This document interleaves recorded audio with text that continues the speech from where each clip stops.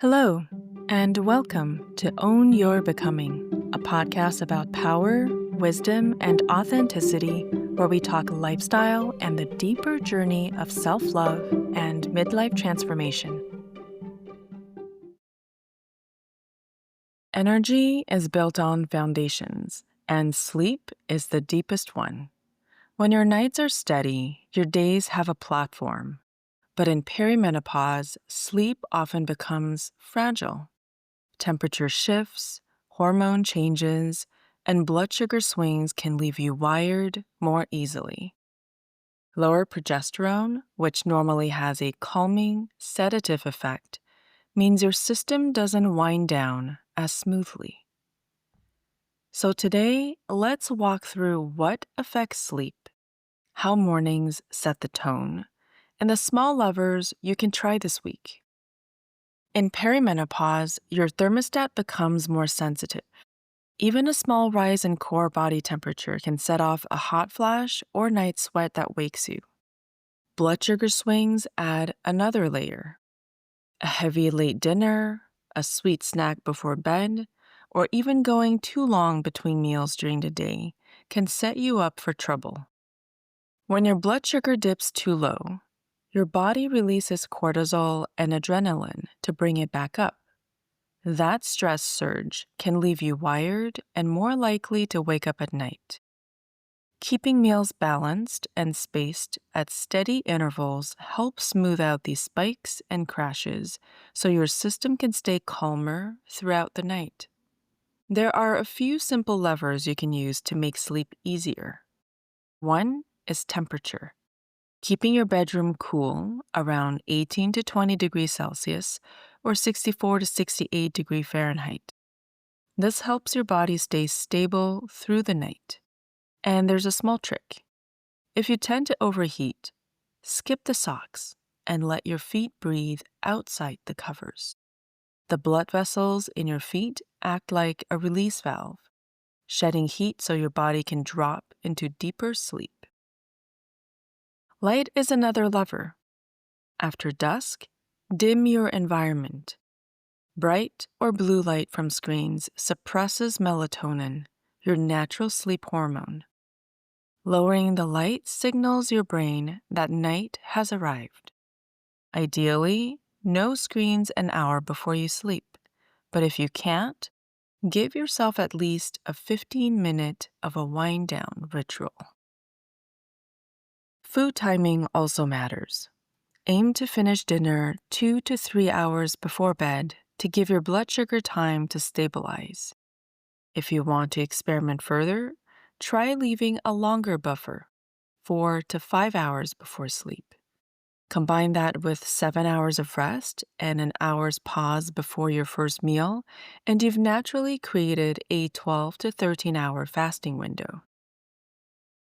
That gentle rhythm gives your digestive system a break, improves insulin regulation, and supports metabolic flexibility.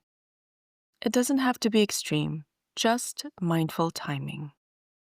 And if you do eat close to bedtime, make sure the meal includes protein and fiber to blunt spikes and crashes. And finally, if you wake up at night, keep things simple. Stay in low light. Resist the phone. Maybe read a book under dim light, and return to bed once drowsiness comes back. In the last couple of years, I've noticed that I've become more sensitive at night to sounds, to a draft on my skin, or even my partner's breath on my neck. All these little things can wake me, especially before I drop into deep sleep. Sleeping with my partner became challenging. Just as I was drifting off, I'd be jolted awake by his snoring. The cycle would repeat until I missed my sleep window, lying wide awake while he slept like a stone. After too many nights like that, we had a conversation and made a plan. Now, we usually sleep apart, and whoever wakes up first finds the other in the morning for reconnection. When I wake well rested, I'm a full yes to cuddles.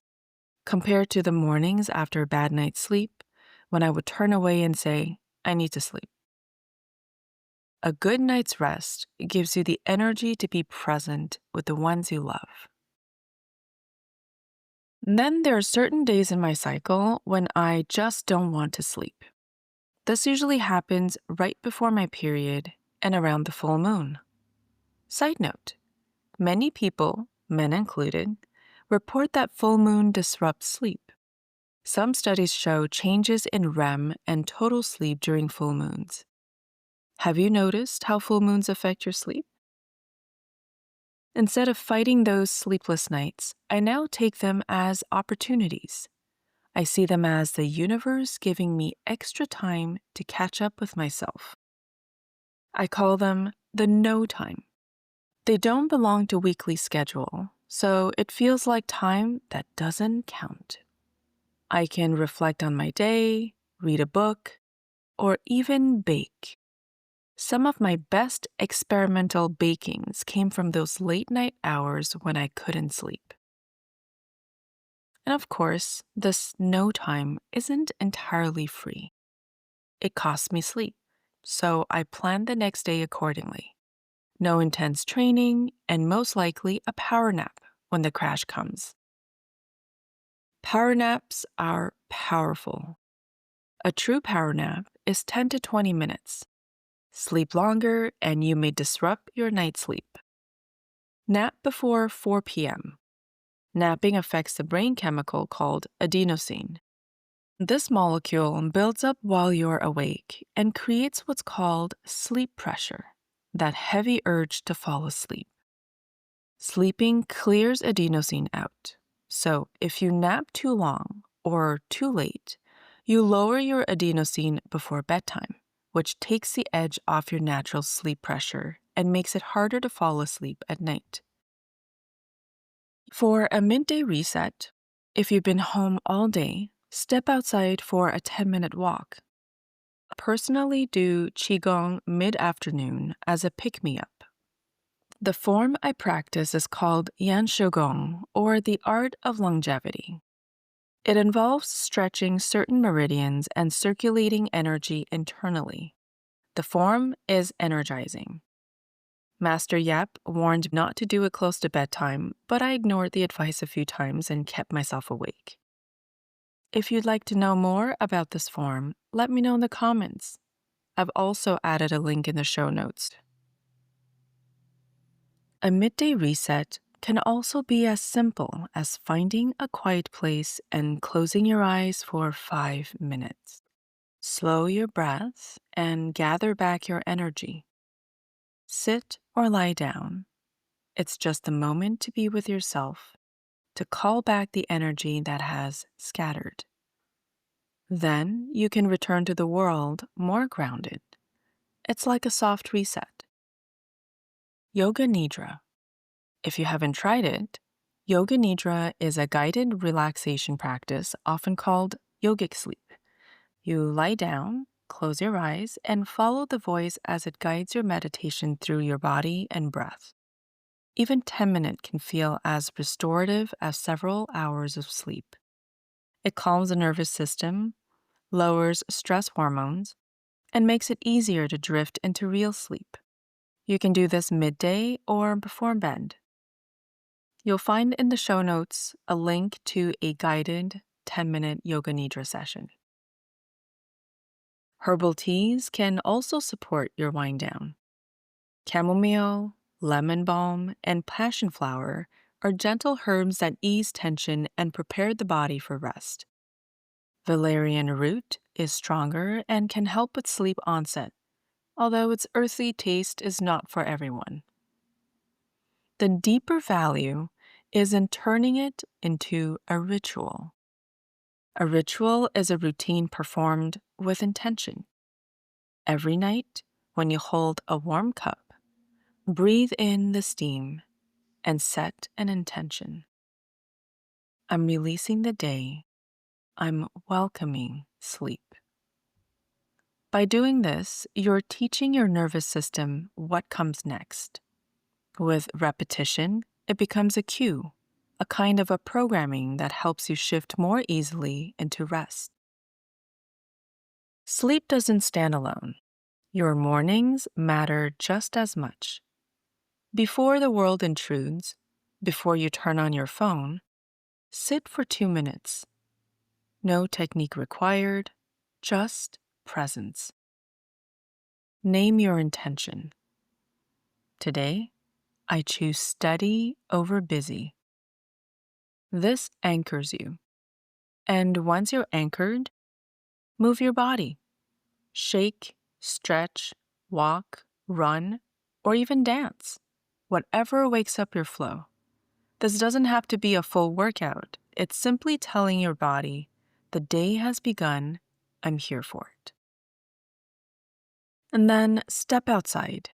Morning light is the strongest cue for your circadian rhythm, the 24-hour clock that governs sleep, hormones, digestion, and energy. When your eyes take in the natural light, it tells your brain, it's morning, time to be alert. And this also sets the timer for melatonin release later that night, so your body is ready for rest again.